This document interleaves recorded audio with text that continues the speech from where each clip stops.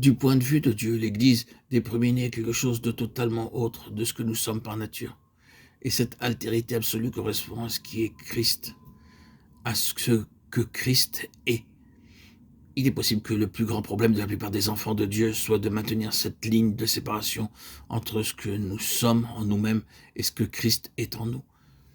La grande ligne d'attaque de l'ennemi consiste à continuellement mettre en avant ce que nous sommes, à nous occuper avec cela et ainsi occulter Christ. Dans sa lutte contre Satan, le grand objectif du Saint-Esprit est de mettre en évidence Christ et de nous occuper de lui jusqu'à ce que nous nous oublions. C'est là que la grande difficulté survient chez la plupart des enfants de Dieu. Il y a toujours cette tendance à reculer, à retourner en arrière, qui nous conduit à être centrés sur nous-mêmes, quant à ce que nous sommes, et à nous empêcher d'être focalisés sur Christ et sur ce qu'il est.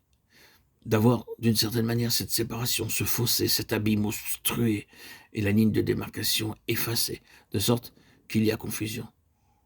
Dieu commence avec les premiers-nés. Cela implique quelque chose de totalement autre de ce que nous sommes. Il est important de voir ce que Dieu dit et comment il voit ceux qui sont représentés comme étant en Christ et en Christ, en qui Christ est. Comme exemple, non pas d'une réalité spirituelle, mais d'une représentation de cette vérité.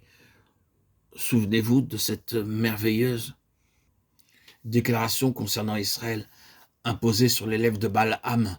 Malgré lui, il n'a pas aperçu d'iniquité en Jacob. Nombre 23, 21. Lisez ces psaumes terribles sur les 40 années d'Israël dans le désert et toutes les choses effroyables dites à propos du peuple, de leur cœur qui n'était pas trouvé fidèle devant Dieu et de leur déclin constant. Des choses affreuses sont dites. Et puis, vous avez une déclaration comme celle-ci exprimée sous la pression de Dieu au moment où Balaam, parcourant du regard tout le camp d'Israël et se tenant debout pour ainsi dire du côté de Dieu, dit « Il n'a pas aperçu d'iniquité en Jacob ». Pourquoi ? Les Lévites, avec tout ce qu'ils symbolisaient, se trouvaient au milieu du peuple. Et Dieu ne considérait pas ce que les enfants d'Israël étaient en eux-mêmes, mais ce qu'ils étaient avec les pensées de Dieu représentées au milieu d'eux, dans une expression vivante, une expression active. Ces pensées étaient incarnées.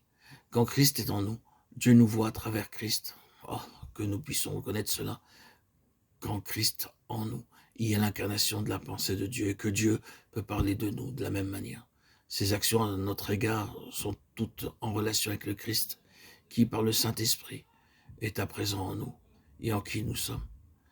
Le fait que le premier-né est invariablement lié à la mort et la résurrection et la façon de Dieu d'exprimer que de son point de vue, ce que nous sommes en nous-mêmes par nature est enseveli et que c'est son Fils seul qui prévaut là où nous sommes concernés, en tant que ressuscité, le seul qui vit devant Dieu. Aux yeux de Dieu, tout le reste est mort et enseveli. Et Dieu voudrait nous voir prendre cette attitude. Souvenez-vous que nous sommes morts et ensevelis.